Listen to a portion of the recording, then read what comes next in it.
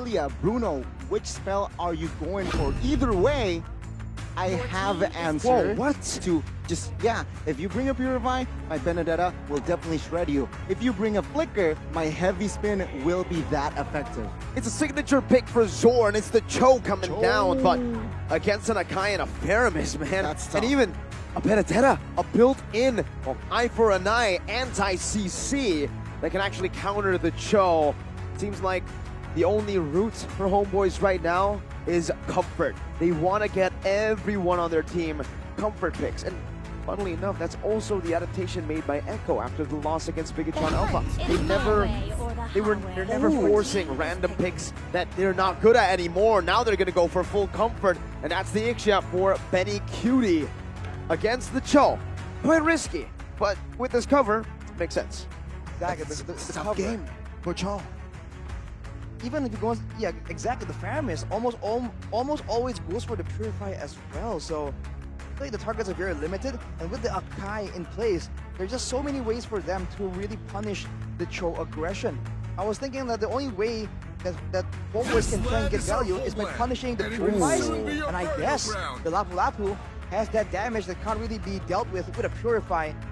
Let's see if it plays out though. He's up against a tough matchup, and later on a tough composition to try and make maneuvers in against an Akai and a Ruby. That's a lot of spammable crowd control. A very understandable pick as well, right? Lapu Lapu has that immunity in his kit that can be utilized entering the back lines, but I am not convinced that it will be enough because this Cho is not a Cho game. Prove me wrong, Zorn, prove me wrong, but you need to deal with Ruby and his skills. You need to deal with Faramis and the Nether Realm that can miscalculate you. So, let's see. And to add on to that, right, you pick a Cho against a team that went for Cho as their M4 skin. Shout out to Yaoi. If he's watching this, the Zorn is trying to make a statement with this pick. All right, let's see how this plays out, man. The early game, as always, is critical, but we're jumping straight into it. Gani. Land of Dawn, here we go. Echo, match point. One more game in advancing to the next stage of the upper brackets. The only Malaysian rep. What will they bring to the table? Knowing Zorn, I thought he would bring the Echo skin to the table. Honestly, I personally wanted to see it, right? It would be pretty funny using the Echo Cho skin against Echo, but here, so far, he went for the KOF skin. It's a very good skin. It is, right? Here, nothing too fancy rotation-wise, and it seems like they will just play this out slow. But no, Zorn steps into the gas, and he's quite low. Oh, he missed time to Chun Poo, and now gets punished a bit for it. JP about to hit level 2. Gets a good stun hit, and Zorn might be forced to recall as early as the first minute of the game. Pressure in the early game is definitely still favoring Echo right here, and that's dangerous because Chibi on the box here, he's strong, but he will still require backup if he wants to invade, if he wants to really shut down the opposing side's jungler. And it's not an assassin this time, it is an Akai. Take a look at the items. Wilderness Blessing for both Warlord and Zorn, wanting to roam around. But everyone else goes for the firmness, goes for the Festival of Blood. Just trying to get some more tankiness right here. And Ryzel going all in, of course, on the damage. We'll see if he can actually do his very signature, just aggressive all-in playstyle. Very aggressive, and also do note that Echo here in their composition, a lot of enablers, a lot of engagers that they can utilize. You can use Sanford and the Petrify. Paltizi as well, both Paltizi now caught now. Some good poke. It actually forces out a heavy spin, and this will give Homeboys a significant advantage coming into the first turtle. Paltizi still wants to fight for it, though. Zorn already positioning himself over as a shield unity to try to knock Paltizi out, and he actually doing well. Paltizi zoned away. That's a turtle secured by Chibi as another realm comes down from Sanji defensively. Sanford taking low, still able to dash one more time into the back. The Shadow Stampede brings Chibi and Sapat back to JP, but there's no follow-up damage. Meanwhile, Sapat finds Sanford in the bush. Barely. Sanford still gets out. Wow. No casualty from the fight, though the Newts will be secured by Homeboys. And Echo now, they need some compensation here. They need more cross-map plays perhaps, but Zorn is there already with the recalls as well. Again, Echo here, they have a lot of engagement. So let's see here. They have JP, they have Sanford, though with no Petrify, he will definitely tone his game down a bit. Homeboy is trying to get a bit more aggression, especially in the river, according with their name, with their reputation. They're nicking from Lapel, but now 1v1 won't amount to much. But Homeboys is definitely working against the clock. They don't want to deal with a late game Faramis and a late game Ixia. As a dash, they know Sapat has already used the Bravest Fighter. A bit of a miscommunication there, but Zorn gets a good way the Dragon. Sanji pops that Purifier instantly. Zorn with a little cheeky little emo there. Pops it in. And it's an all-even game here again. Going Homeboys, JP looking for an angle perhaps, but is Echo, what is their play here? Do they have enough firepower in the early game to really contest a 5v5 rush? Or They like 4v4? They like a bit of damage. They gotta get Sanji some resources first. He needs some items, because unlike previously, right, the Akai has some damage, but it's not nearly as effective or as meta as the Fredrin. So without that, and without extra damage from the Roamer as well, the Ruby has spammable skills, but not a lot of damage. I think if they want to go into a fight too early, it might be damaging for them instead, because by default, Warlord has so much more spammable damage. It will swing the tides in their favor. Okay, 4 minutes in now, and the turtle has spawned. Baksha and Kai, they're already in the vicinity, but Homeboys now looking for perhaps a setup here. Carl Teasy getting stunned up, Bravest Fighter used up. Carl Teasy down to half HP. GB doing some damage as well. Sanford trying to look for Warlord in the back, but Zorn is still trying to cover for him. That's an eye for an eye used up, and Warlord falls to Sanford. What an assassin in the back, but now we'll get traded back in as Homeboy secure the second turtle of the game. Echo, we're zoned away from the Newt.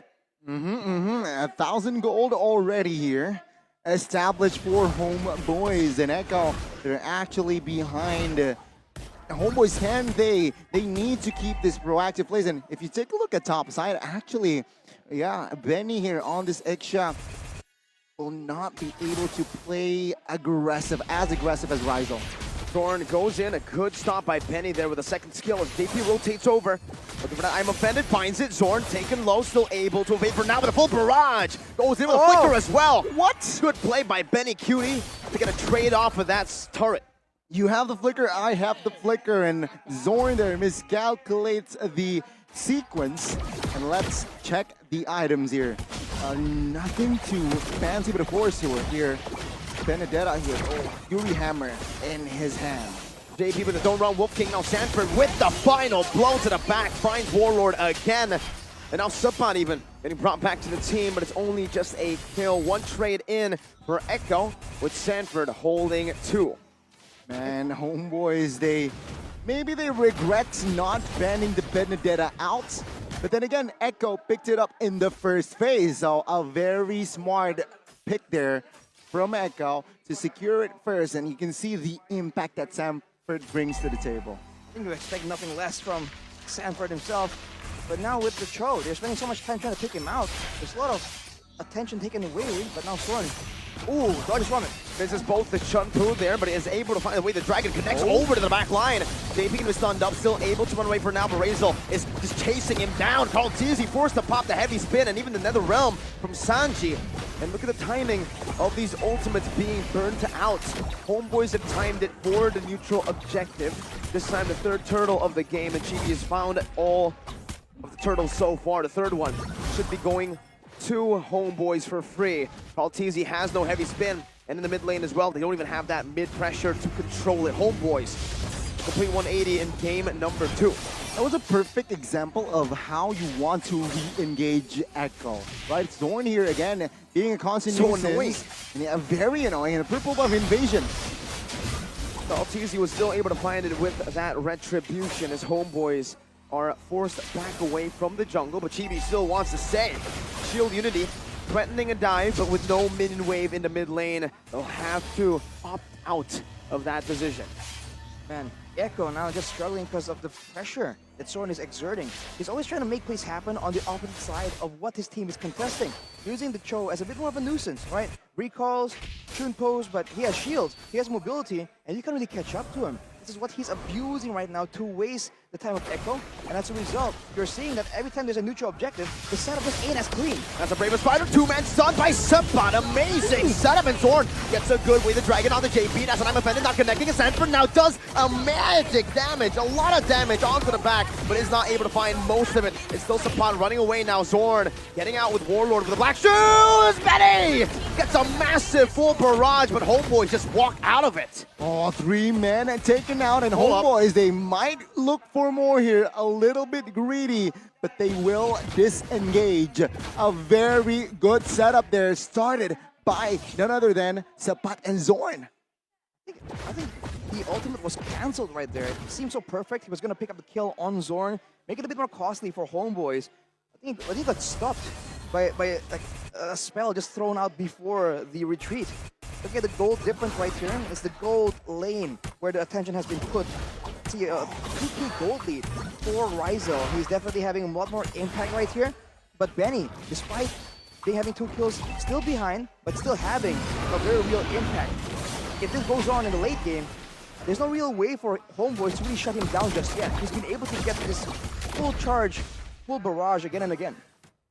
Homeboys, they are controlling this game in the second game of the series, ladies and gentlemen, and they want more. Don't run Wolf King. Carl Teasy now bringing Sapat all the way back, but he finds the Bravest Spider. Not in time. It's canceled out. Now he can go for it again. Jumps into the back. Another round to defend.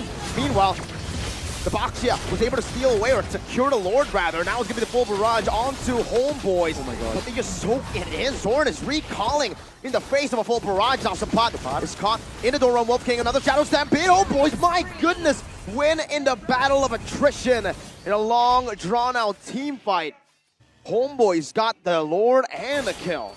Homeboys utilizing their third pick to its utmost potential. That Lilia again comes into clutch, and with this Lord, with Echo now just barely regrouping, Homeboys can definitely get more structure. Man, I think they require a bit more damage right here. I don't think the goal difference is that big, that they can't really out-damage Homeboys at all. But you're seeing that Benny Cutie got a full channel and didn't take a single person down. And in fact, Homeboy is just ignoring it, just standing inside the full barrage. That's not a good sign. Even if he can survive with the Nether Realm, if he can't take down the members of Homeboys, it will be for nothing. They're still holding on right now, but they're going to lose a bunch of turrets in the process. See here, all 10 spells on the board for both teams. Full offense power and also full defense power here with an additional Lord for Homeboys. Let's see.